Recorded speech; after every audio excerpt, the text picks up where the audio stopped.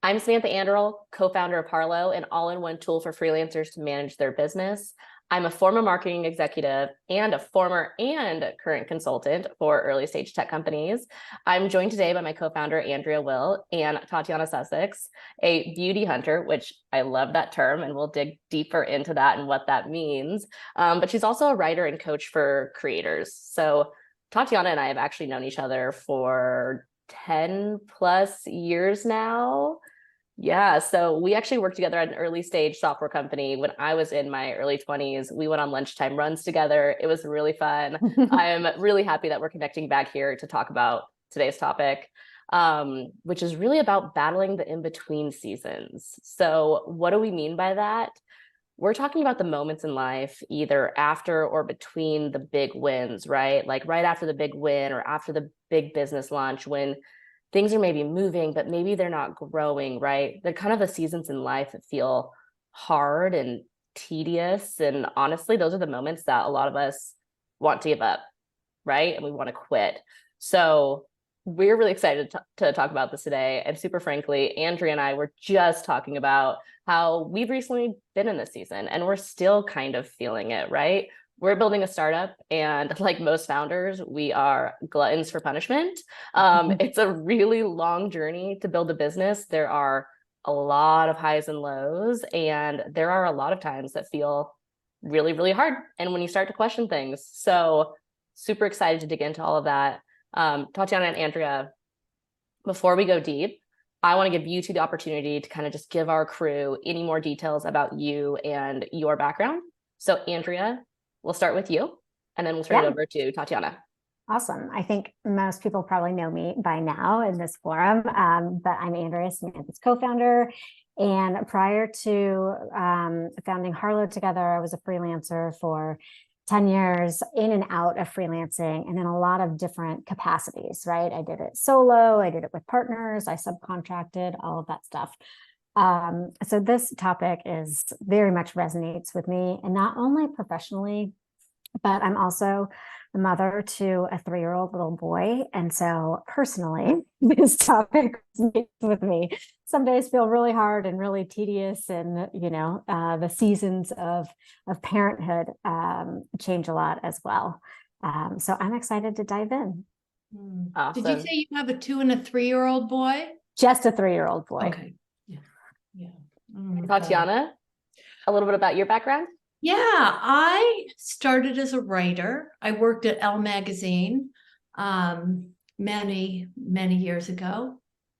And I also spent a lot of years freelancing. I'd dip into working for a company, and then I'd go on my own, and back into a company and on my own. One thing I loved about my journalism work is I loved the editing part, and I loved pulling out of people that which they didn't know they had.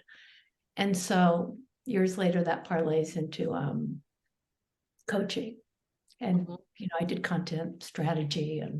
And these days, I think of myself as a coach, a writer, a beauty hunter, and a trail guide, because I'm really enjoying taking individuals and groups out to what I call the wild human frontier, and just exploring, looking at our beliefs and thoughts and conditioning so closely that the things that bind us start to dissolve a bit.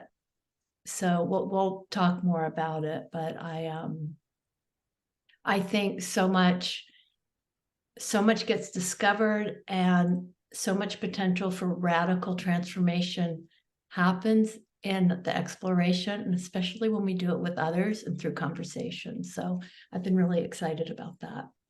I love that. Tatyana has a way with words, which I love, right? It's the way that you describe yourself as a beauty hunter and a trail guide. And I love the way that you dig a layer deeper into what you're really trying to help with, right? Like what you're really trying to help humans experience and understand. I love that so much. I'm going to just start like really high level on this, right? We've all been through the in-between times. We've all been through tough times. We've all experienced it. What are some ways that you suggest people, find that affirmation or motivation when they're in those tough times, right? When they're just having a really hard time finding the inspiration to keep going. So I'm going to be a bit of a contrarian. I love it. I'm going to suggest, okay, everybody's in between times is going to feel a little different. Mm-hmm. There is, I'm going to say we're all connected through our experience. And yet even my in-between times have felt different throughout my life. Yet lately I've been enjoying this. Put down the effort of trying to find motivation or inspiration, because sometimes it's exhausting. And it can also make a person feel bad or stack even more feelings of failure because they're not finding the motivation and inspiration. And this is where the exploring comes in, is that it could be a time of fertile change.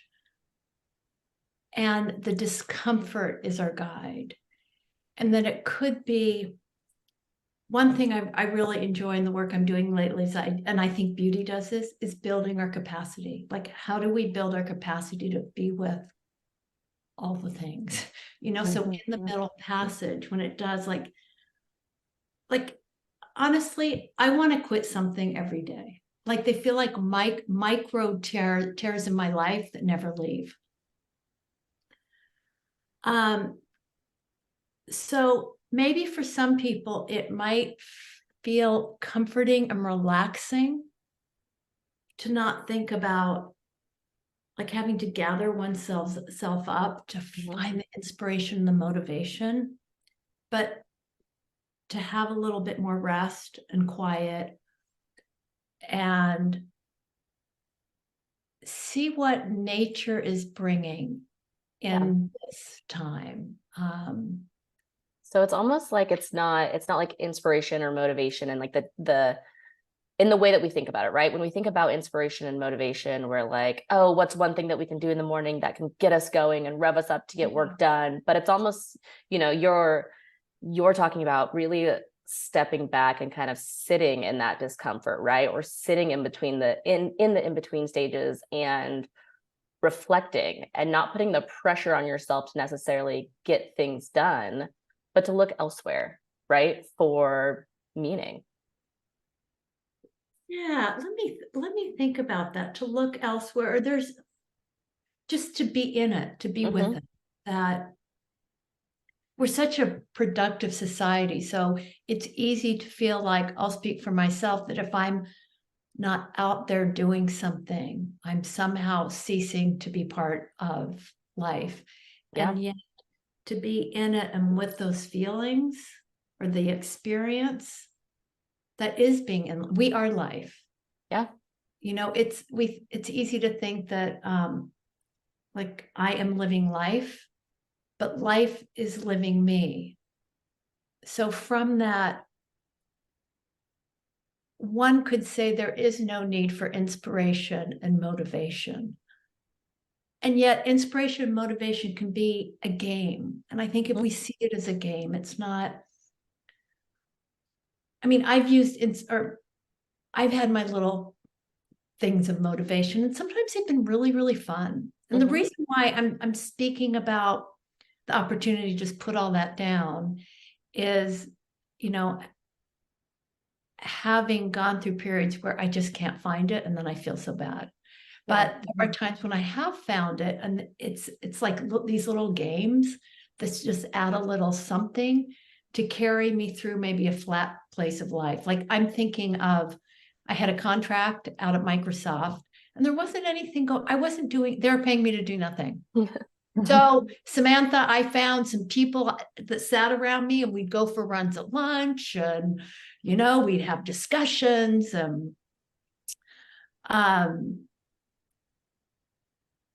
And I decided to, like, every day, this is how small it was.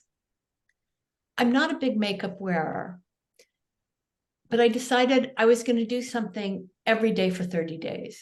So the first one, I was going to wear mascara every day. That was it. Mascara every day. And then the next month, it was something like I was gonna reach out to someone different every day. So I love those, that. like, they were little games. Yeah. And that seemed like sort of the middle, that sort of flat area, but it didn't have this like serious flatness where I felt like the system's in trouble. Totally. And then there are other times when it feels like the system's in trouble. And the energy it might take to feel, to have an energy that one wants can be defeating.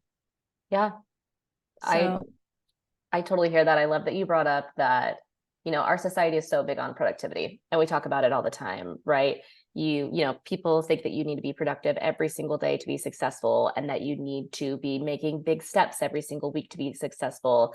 And we really think about things in these very linear ways, right? It's like you are productive and then you reach a big goal and then your business grows and then your revenue grows. And it's like, we expect things to go up and to the right as long as we're putting in the right amount of effort. And in reality, that's not how life works, right? And we all know that and we all understand that. And even I think it was right before we started recording, Tatyana was like, I'm not a linear thinker. That's not how my brain works. But it's also not how life works, right? So when we talk about these in-between seasons, they're normal and natural. It's not normal and natural to feel productive and motivated and energetic every single day and to be giving 100% to anything every single day, right? Whether it's your relationships, whether it's your business, whatever it is, it's not the way that we function as humans.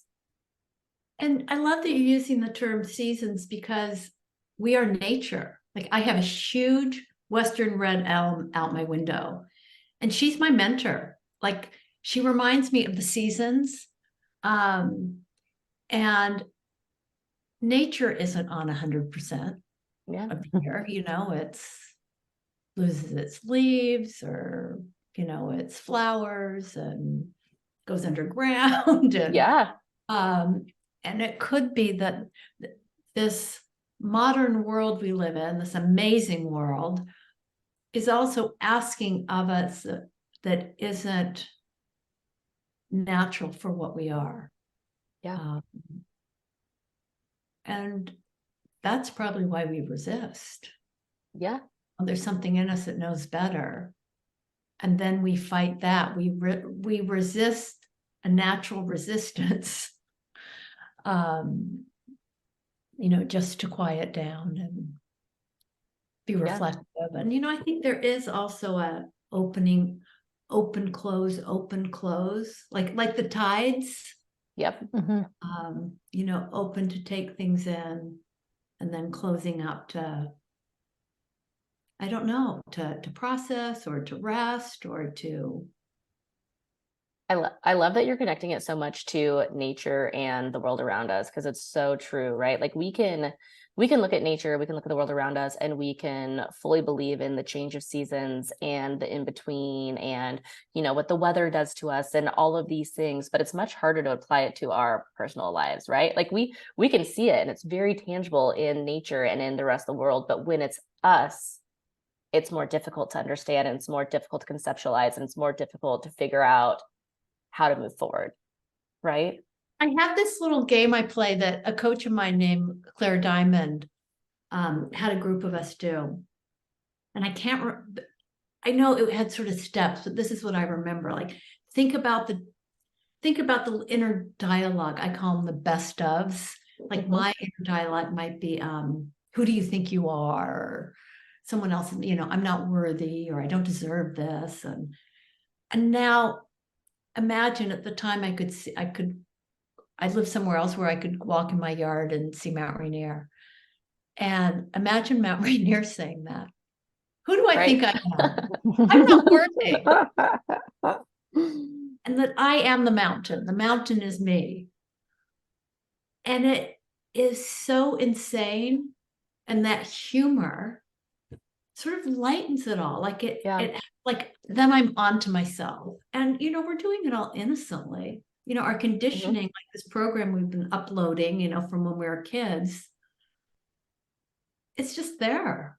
But now we get to wake up to it. And I think those in between seasons is often like, knock, knock.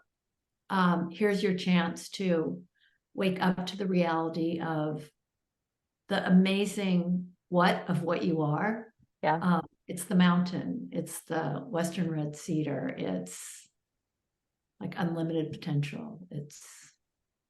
Yeah, those uncomfortable times are where we learn the most about ourselves, right? Like it's all fun and games when things are going up into the ride and when we're really productive and energetic, but we're not necessarily getting to know ourselves better, right? Like when we're not experiencing the challenges and we're not facing the hardships, we're moving forward and everything's great. But once you have to take a step back and sit with that, that's when you really learn a lot about yourselves. And I want to go kind of deep for a second. So if you guys are willing, I would love to hear like a specific time where you felt this in between season really deeply and what that looked like for you. Either of you. I'll share too. Andrea, I want to hand the mic to you only because I feel like I've been talking a lot. No, we're here to talk to you. I'm in the in between every day right now. I mean, Samantha and I are like in this stage, right? Of we've launched Harlow. It's been an awesome, amazing experience. We've got a wonderful community, amazing customers and users. But it is a hard battle, you know, especially given the environment right now. Freelancers are nervous to spend money. It's hard to raise money right now to fund the business. So we're definitely in a state of flux of how do we continue to grow without having, you know, unlimited resources and the resources that we really want and need to do it. And that's really, it's challenging because it's hard to not then look back at yourself and be like, oh, why can't I do this? What's wrong with me? Why am I like, it's very easy to put the blame and the hardship on yourself rather than looking at the big picture. 100%. I think Andrea and I have those tough conversations all the time. Like, what big risks can we take? What can we push forward? What can we do more of? What should we know that we don't? What should we be learning? What are we missing? And in reality, sometimes there's not answers to any of those questions, right? It's like, actually, you just have to really just dig in. You have to dig in and you just have to keep doing what you're doing and just know that, like you said, like sometimes it's not you. Sometimes it's not me, you know, sometimes we're doing all that we can and we're still not kind of shifting out of the in-between seasons, right? Yeah. I feel like we have moments where we like come out, right? It's like you get these, you know, we recently launched a job board and that was just like surprising. I mean, we did it for a reason, but it just really resonated with our audience and has gotten really great traction. And it was a huge win. And so you kind of jump out of that in between and you're like, yeah, we got it. And then you're kind of back in like, okay, now what's next? Yeah. Now how do I monetize it? And now how do I make it bigger? And how do I take it to the next level? Yes. Yeah. So I feel like being a founder is just, you know, it's just living in that space. Is there a part of the questions you ask, are some of them more exciting than others? And then others feel like the questions you should be asking, but you don't really want to? Ooh, that's a good question. Probably. Yeah. I think the questions are always different. I think that's one thing with Andrea and I is we're never really having the same conversation in the in-between seasons because things move so quickly in startup life that you have like an in-between season and you have kind of a downtime and you start asking these questions based on where you are. And then at some point you pop out of it, right? And whether that's naturally or because of the answers to the questions, who knows, right? And then you launch the next thing and then you ask a different set of questions. And I think it's just constantly shifting. You know, from where I sit, it sounds so exciting to be in partnership the way you two are. I think we're through it together. Yes. Oh, And I'm not downplaying your challenges, but yeah, this was one of the joys of when I had always, like you, I would freelance and then go back in-house and then freelance and go back in-house. And Samantha and I met in-house at this company. And when we left and decided to freelance, it was the first time I had worked with other freelancers, done projects with them, but it was the first time that I really like built a freelance business with somebody. And it was so much more fun and rewarding. Yeah. Having that partnership. And I mean, at this point in time, Samantha and I must have met right after you two met, because I feel like we're going on like 8 or 9 years. Yes. I worked with Tatyana at Liquid Planner. I left Liquid Planner to go to Campaign Monitor, where I met Andrea. So back to back. Yep. Yeah. And so that part really is like a joy, this like deep partnership, and having somebody there with you and Samantha's so much more optimistic than I am. Like, she's definitely like lifts me up and likes to lift people up in general. That's kind of one of her, just one of the beautiful things about her. And so that has been, for me, that's been really lovely. Thank you. Yeah. But we're both so lucky. And we actually talk about this all the time, whether it was in our freelance business or as co-founders, because most of the people that we talk to on a day-to-day basis work for themselves or run solo businesses, right? And so Andrea and I have each other to cheer each other up, to root each other on days where somebody is just like, this happens a lot, right? Like, I'll Slack Andrea and be like, I have no motivation. I cannot get anything done. And she's like, you know what? Take the day off. I have things on my to-do list. I'll push things forward. Let me know what you need me to take on. I'm running in the motivation right now. You don't have to. It's all good. But a lot of people don't have that experience and don't have that opportunity to have someone there to tell them, hey, it's okay to not be motivated today. It's okay to not get things done. Like, come back tomorrow. It's all good. We're going to be fine. And I know that has to be hard. Yeah. I mean, I don't know that we're really made to be so solitary. Yeah. And I work on my own, and but then it's thinking about, so how do I stay engaged? How do we all, people working at home and freelancers, stay engaged in your offering? A community and a space for people to connect. And yes. Tatyana, will you share a time that you were in an in-between season and what that looked like for you? Gosh, it feels like most of the time is an in-between season, but I'll say I'm probably going through one right now. Like with my Beauty Hunter Substack, I've had it for a couple of years. It continues to be fun. It is fun. It was fun. I started offering paid subscriptions at the beginning of this year. And then I hired someone to sort of mentor me, just like, okay, I'm here. What's next? I'm a big believer, I mean, for everyone, but especially for solopreneurs, whatever you might call it, a coach, a mentor, like, it's too hard to do it alone. And so I hire a lot of people. I'm, parts of groups and have my own coaches. Because without them, I wouldn't do anything. So going back to motivation, if I didn't have a writing coach, I would never finish my manuscript. Like, I wish it were, I don't wish it were different, because it's more fun doing it with someone. But going back to how do you motivate? Well, sometimes I hire people. Yeah. I mean, honestly, finding a layer of accountability, whatever it looks like, it's nice to have someone there saying, okay, what are your next steps? Let's talk about it. Like, what can you get done today? What, even on your bad days, what can it look like, right? And it's learning. I learned from my coaches. I actually don't think accountability is enough to keep someone in the game, because I think at the end of the day, we're going to do what we're going to do. But having someone there, it transforms the experience. But okay, so my in-between season, so then I hired someone's wonderful woman who works with writers on Substack. And then all of a sudden, I lost, everything became really serious. And what I do is I have the questioning, like, no, it's run its course. Everyone in the world who's wanted to hire me, everyone who's wanted to do a salon, it's all like, I start seeing a finite world.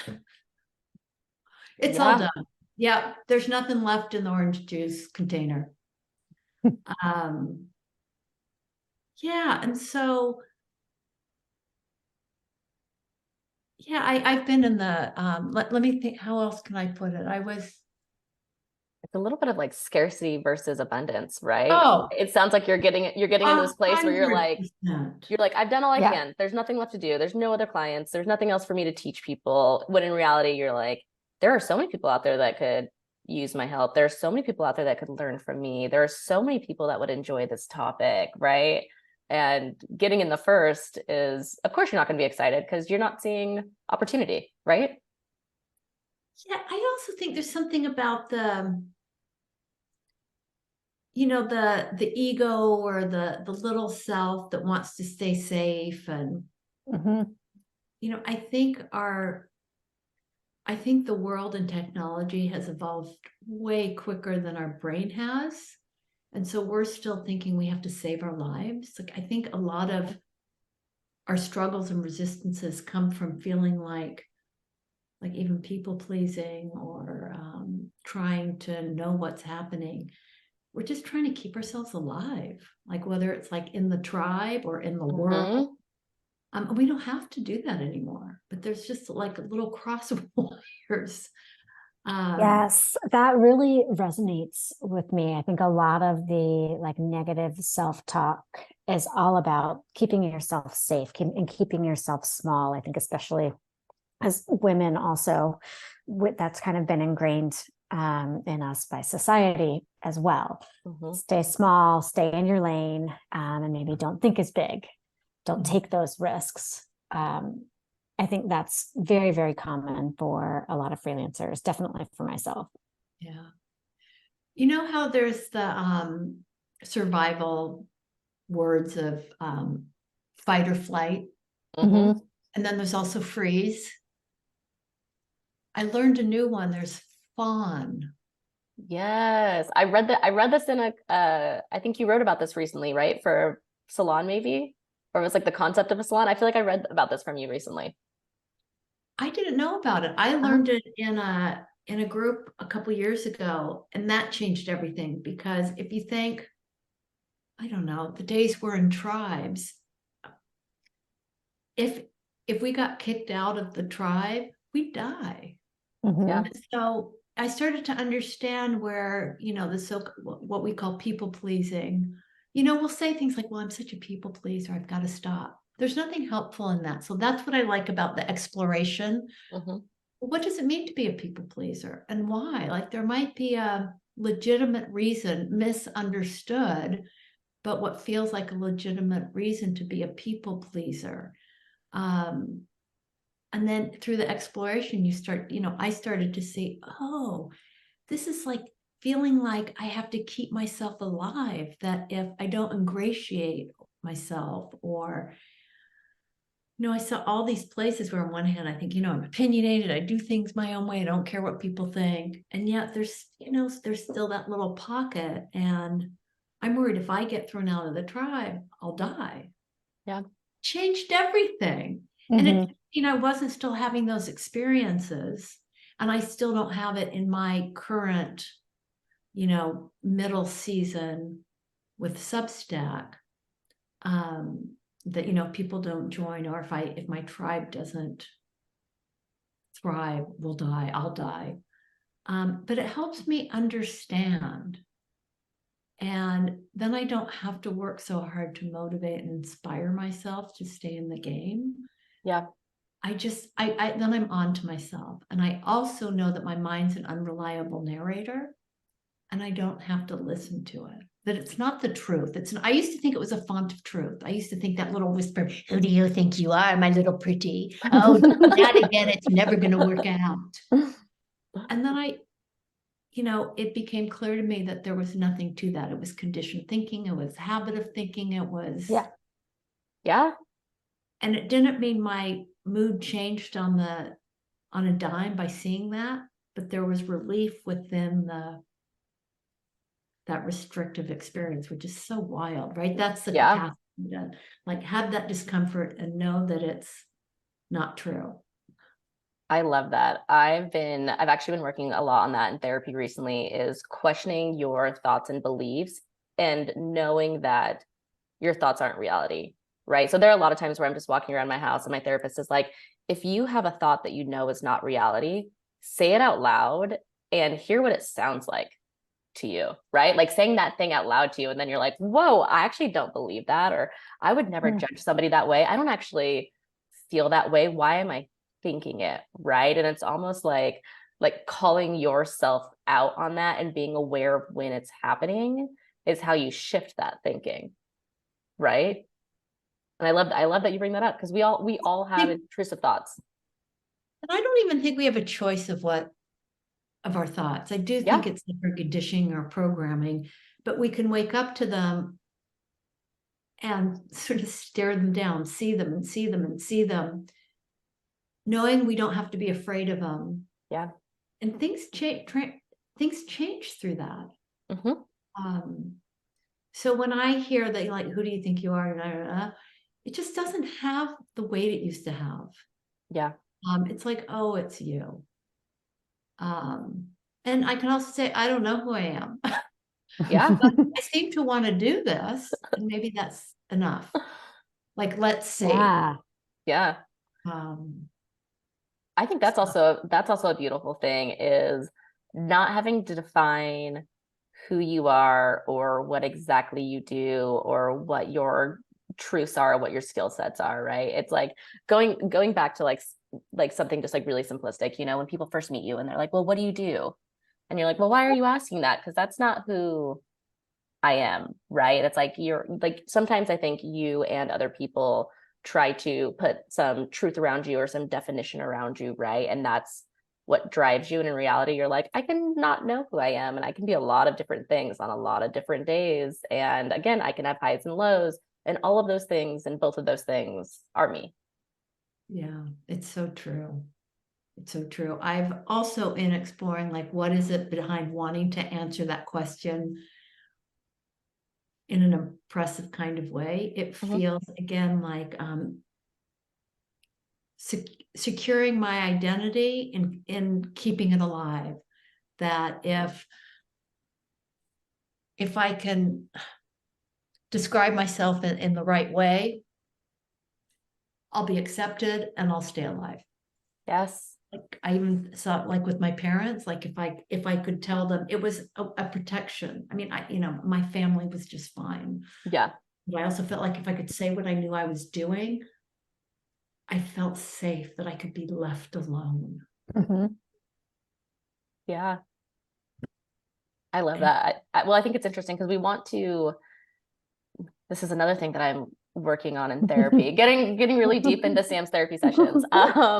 But one thing that you kind of just mentioned is like the kind of like these definitions of like success, or the definition of like who you are, right? And like where that stems from and why you feel the need to define it a certain way. And I think that can be really hard in the in-between seasons, and even in the high seasons, the low seasons, any season, is having like one definition of what success is, or one definition of what you're supposed to be doing or what you're supposed to be producing, right? And I'm in the process right now taking a step back and like breaking that down and saying, what is my definition of success and why is it that? And why do I think I need to be this way or produce this much or achieve this thing? Why do I think this is categorized as failure? Kind of digging into all those things, right?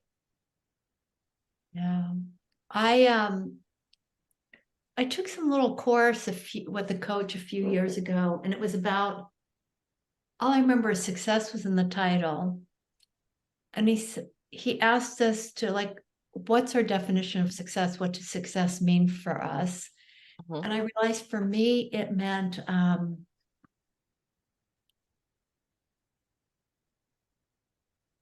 it was not a very good word for me. Mhm. It was sort of a seeking of something that would be impressive to others and make me feel I've arrived and I'm safe and okay. And if that's my definition of it, I should run from it. Like Yeah, it should not be something I aspire to. I think that's beautiful. I think there's like, nope, I think that's such a beautiful thing though, because a lot of the times, and I'm realizing this, that your definition of success and failure is what other people interpret as success or failure, not what you really view as success or failure. It's what you think other people are going to think about your actions or inactions, right? Yep. You know what success for me is for me? When I wake up in the morning and I don't want to get out of bed, and I do, and I don't say it as someone who's depressed and doesn't Mhm. love my life, doesn't like my life. But there are so many moments in the day when I think, I don't want to do the next thing. Or, and then I let myself not, well, maybe I don't. What if I don't want to? And then there's, well, then it's almost like I let myself have the choice. And then before I know, I'm picking away at something. And Yeah. Mhm. yeah, or, sometimes I wake up in the morning and I'm just feeling flat and a little bit low, and you hang in there, you do a little bit of this, a little bit of that, and Mhm. that's when I realized life is living through me. And I find it's a bit of a miracle of being human, that we have these Mhm. thoughts that are in opposition to what we're doing. Like, even though, like, oh, I gotta get up, I gotta go to work, I don't want to go to work, I don't want to have breakfast, I don't want to do this, I don't want to do that. Like, and then we're doing them all. Yeah. And it's really cool. Like, sometimes I think we don't give ourselves enough credit. The things that we show up for and we do when our mind is feeding us this narration that we don't want to. And it shows how much the mind is an unreliable narrator, and that our feelings aren't these fonts of wisdom and truth. And life's a trickster. Sometimes it's, well, how do you know? Yep. But Mhm. still, when I'm in resistance and I don't want to, it feels so strong. It just feels so. And now my little game I play with it is, let's say it's swimming. Like, I don't want to go for a swim. Well, maybe we'll go and we'll see if it's true. I love that. Like put yourself in front of it and see if you really don't want to go, or maybe it's going to bring you a lot of joy. Yeah. And most 99% of the time, once I get in there, it's great. Yeah. Yep. And yet then I go back, it's like Sisyphus, and then it's like, I don't want to go swimming. I love I love that you kind of mentioned something about like day to day your thoughts can be different, right? And like what you're dreading or what your brain is telling you shifts day to day. And I kind of like the idea that your definition of success can shift day to day based on like what you're feeling or what season you're in, right? Like if you're really having an off day and you don't have motivation, your definition of success might just be like sitting and existing and giving yourself a break. And that's a successful day if you can just give yourself space and empathy, right? Like self-empathy. On other days, if you're really motivated, your definition of success might be crossing those 10 things off your to-do list while you're thriving and inspired, right? So I think that goes back to the in-between seasons and the highs and lows, right? Like your definition of success when you're feeling really high might be really defined, and it might be about accomplishing something, and it might be about launching something or hitting a certain revenue number or whatever it is. But it doesn't have to be your definition of success in the in-between seasons or when you're feeling lower, and that's okay. It can shift. Really interested in being in life. I have a tendency, especially working from home, working on my own, to withdraw, especially after a few years of pandemic living. Mhm. And so I think about the in-itness of life, that what does life want from us? I think it just wants us to play and be engaged. And so I also remind myself of that when I have those days when I feel like I'm unmotivated, because whatever term we use, it doesn't feel good. You Right. know, nothing Right. feels better than wanting to be in life. And there are even times when we're going through a restful period, and that feels good. Mhm. That what you call the in between. It's like I've got one foot here, I've got one foot there. Where have I committed? Every once in a while, I do lose my train of thought. We all do. We all do. Let's see. So what was I saying? The days when I can't remember. Do you remember? You were just basically leading into like the days when we were talking about like the days when you're in those low seasons, right? And you're just, I'm a little rambling now too. I'm like, The innatness of in it, life. So yes. I often think, and sometimes it feels like maybe in what feels like low energy, that I don't need to have sometimes I think I have to have more energy than I really need. Like I don't have to be, oh man, am I excited, that I can have whatever energy I'm feeling and I can still apply it to doing my work. Like it doesn't take a lot of energy to sit down at my computer. It doesn't take a lot of energy to do this. That you can, I think one can make a different kind of argument that it does take like there's nothing worse than having to do some thoughtful writing when you're tired, right? Like that's it just doesn't happen. So again, this is like the exploration and questioning everything. Like, really, am I really feeling tired? Like, how about relaxed? And who says I need a lot of energy to do this? And when I look outside and I think the world just wants me in it, how can I be in it today? And I love that. No, but it feels more and more that that's the calling from life for me, is to just be in it. Yeah. And the playfulness of life, that I love play and I love playfulness. And what if play and playfulness is the world wanting us to engage, like just engage? Yeah. Mm-hmm. I love that. I love that thought of like being in it and figuring out what we can contribute at that time. I find myself when I'm going through like an in-between season or a low season, and it's typically one part of my life that I'm really feeling that, right? So maybe it's work, or maybe it's friendships, relationships with family, whatever it is. And I find myself often when I can actually acknowledge that I'm in an in-between season with something, like say it's work, I'm like, okay, well, I'm going to rebel and I'm actually not going to prioritize work because I'm not motivated and I'm not inspired and I'm not feeling it. I'm in an in-between season.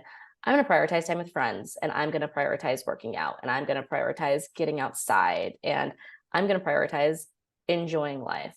And I find those things a lot of the time, like literally just putting it away. Okay, if I'm not motivated and inspired to work, I'm not going to. I'm going to put it away. I'm going to find these other parts of my life that are going well, that are thriving, that I can feel really motivated and energetic in. And I feel like almost always I can find a place that will give me energy, or that I can put energy that feels good. Love that. I mean, I don't think that's, what did you say? You're going to revolt? No, you used a different Rebel. Yes. To me, it sounds like you are going with the natural flow of what your system's asking for, which is, Or trying to. quit your job, right? It's you're putting your energy where it seems like it wants to go, and trusting that. And that takes a lot of courage in today's, I don't know. And I will say that also comes from a very privileged place, because I own my own business, and we own our own software business, we own our own consulting business.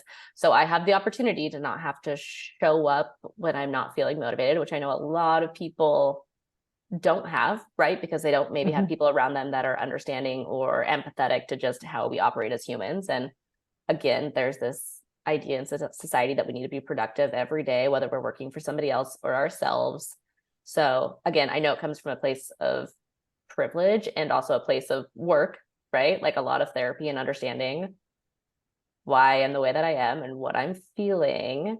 But if you can get there, it's a lucky Yeah. place. It's a lucky place to be. And I, it's not to say also that it's like, oh, I'm not going to do anything. You're still going to show Right. up for the client meetings when you have to show Yep. up for the client meetings. Like, Yes.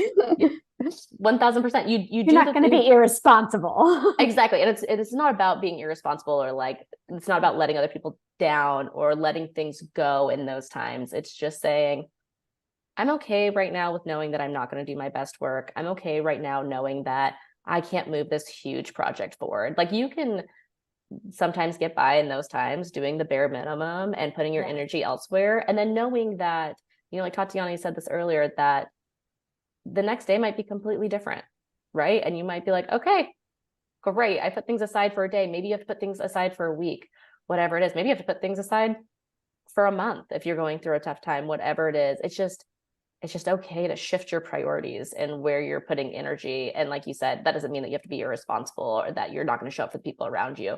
You can still do that and honor where your body and mind is telling you that you should be putting energy. Who's to say that isn't you doing your best work? Yeah. What is best work? Questioning everything. Yes.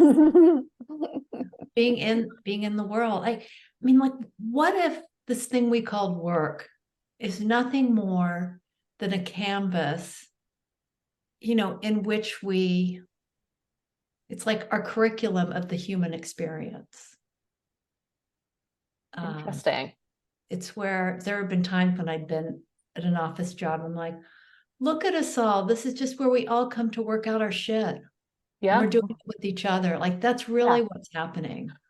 Yeah. We all we're figuring out how to collaborate and work with one another and build things together. And it's a different form of existence, but that's what we're doing, right? And those things are also human nature, though, right? It's human nature to collaborate and work together and build things and form relationships. And that's absolutely what you do in the workplace. It's just very like niche and narrow what you're doing that around. Mm-hmm. I love that. When you say that, I know we've become a bit of a society, and I mean, this is a totally different rabbit hole of having to apologize for what we're calling privilege. But you also did strike out to create your business. Mm-hmm. And we don't create our businesses to replicate working for the man, Totally. I remember coaching someone who had left her company to create a coaching business. And she realized, oh my God, it's like, I feel like I have to create all the same structures I had at my last job, but I left my job so I didn't have to have them. It's like, exactly what happens. We're recreating what we know, but she got it. I love that. I love that too. I think that's something that Andrea and I were very passionate about at first, when we started our consulting company, right? We both left our in-house job because it became very structured. It became very meeting heavy. There were a lot of priorities that we didn't align with. We didn't like what we were focused on, all of these things, right? All the regular reasons that people leave in-house roles when they want burnout. when we want more autonomy. And so we built our consulting business, but we did have to constantly remind ourselves, okay, we left this place because we didn't like these things, and now we're doing these things, but we don't have to. We have control. Let's take a step back. Let's course correct, right? And then we had to do the same thing when we started building Harlow, right? We're like, okay, we still know that autonomy is important to us. We're creating a different thing. It looks different. There are different people involved, but like our core values remain the same. So let's make sure we don't lose that, because that can be hard to do. And that kind of comes back to, putting like something as simple as like putting 15 things on my to-do list today. Like, I don't need to do 15 things a day, but sometimes I felt like I needed to when I was in-house, because I needed to meet these very arbitrary deadlines that were put in front of me. So I had to do these things, right? Mm-hmm. And that still wiggles its way into my life, right? Like Andrea always makes fun of me because I'll have these to-do lists that are just astronomical and 3 things, Sam. Yeah, 3 things. Completely unrealistic. I'm like, here are my 20 things I need to accomplish today. And she's like, why? Why? Just choose your 3 most important things, 3 biggest things, focus on those. But it's just, well, you're not going to get that 20 done, and then you're going to feel bad about it. And there's or you're going to you know, if you're me, you're going to do like, I would do kind of a half-assed job just to go through the list. And it's like, well, why not make this better for everybody? Better work, Totally. better mental health, all of that. Yeah. I think it's really interesting how though all those things change. Like Samantha and we early on, you know, we were kind of like, this is how we want the business to work. And then as the business evolved, it changed. In fact, just yesterday we went back and we were like, we got into a very meeting heavy time in our businesses, and all of a sudden our calendars kind of became overwhelmed and just realized, oh, we need to go back and level set and like carve out meeting free days again, because they had slowly eroded away. So, you know, just like revisiting as your seasons change, your needs change, and you just have to like go back and reprioritize over and over and over again. Those old bad habits, they just Yeah, find a sneak way in. of They totally sneak sneaking in. I was actually, Habits. We don't have to judge them. yeah, Just habits, yeah. absolutely. And I love that too. It's like, you don't have to dig in deep on how you got there or why this has happened. You can just make decisions to shift. Yeah. Right. Like, yeah, I love that you're like, you don't have to judge why you got here. You don't have to judge why you don't have energy, or you don't have to judge why you're not feeling motivated. You don't have to judge yourself in any of that. You can just learn from it. You can learn without judging. Oh, that's the trying to make sense of it, trying to understand. It's like trying to catch, I don't know, some invisible insect. Well, like giving up knowing can be such a relief. And days I have low energy, I think, oh my gosh, what is it? You know, cue the dun, dun, dun, dun. What is it? And why don't I have energy? And like, do we have to make it a problem? I love How about it's just, I love that. I'm the queen of trying to figure out why. Yep. Always. Why don't I have energy? Why am I not doing more? Why am I feeling like this? Why am I in this mood? And I like the idea of just sitting in it and not judging it and not necessarily trying to figure it out, and just, again, knowing that you're in an in-between space and that it's okay. yeah. And that if life wants us in it, it's, you know, based on what's occurring, how can I be in life? Or what do I want to create based on this?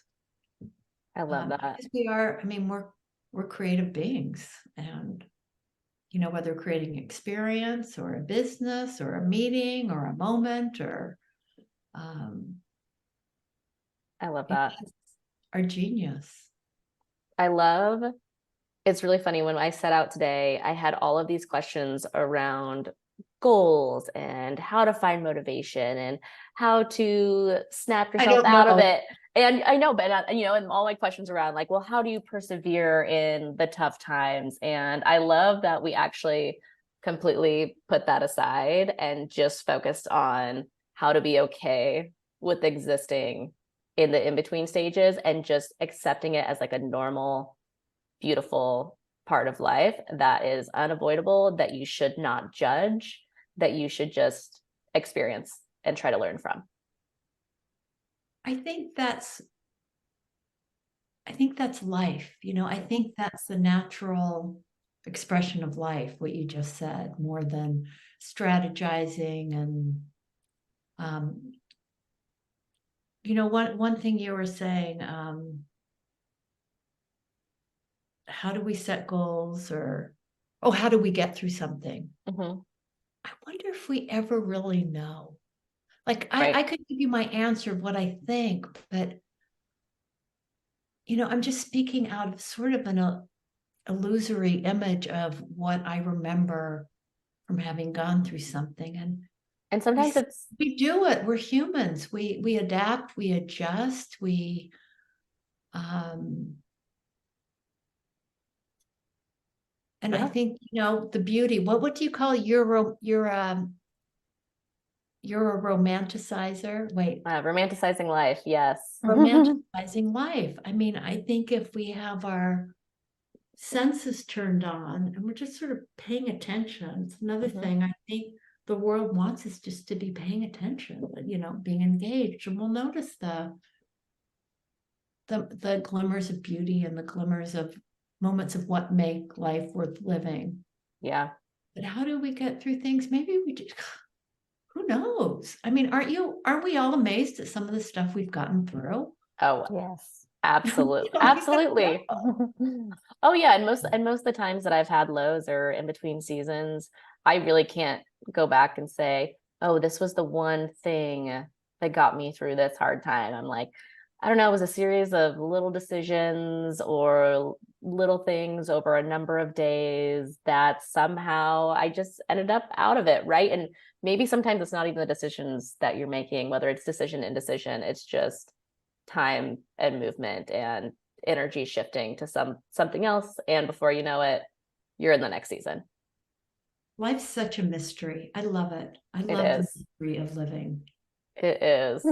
Well, I know we're about an Ooh. hour here. I feel like I could, Yeah. I could feel like I could continue down this track. But Tatyana, for everyone that's been listening, and hopefully they've enjoyed our sort of woo-woo ride through this one, less about tactics and things to do and more about just like how to sit with yourself. But Tatyana, if people want to get in touch with you after this, if they want to have a conversation with you, if they want to find out more about what you're doing, where can they find you? Oh, please get in touch. My email is Tatyana, Tatyana, at everydaycreative.net. You can also find me at Everyday Creative Coaching. No, let's start again. Everydaycreative.net. And I'm also on Substack as Beauty Hunter. I love it. So come visit. Come visit the compound. I love it. And if you want to get in touch with me or Harlow after this, we're always talking about balance and boundaries and solopreneur life and navigating the good times, the bad times. I'm at Samantha Anderl on all social media. So Twitter and LinkedIn and Instagram. You can find me anywhere, TikTok. And Harlow is at Meet Harlow on all of the same social platforms. And I always cue Andrea for this and say, Andrea, where can people find you?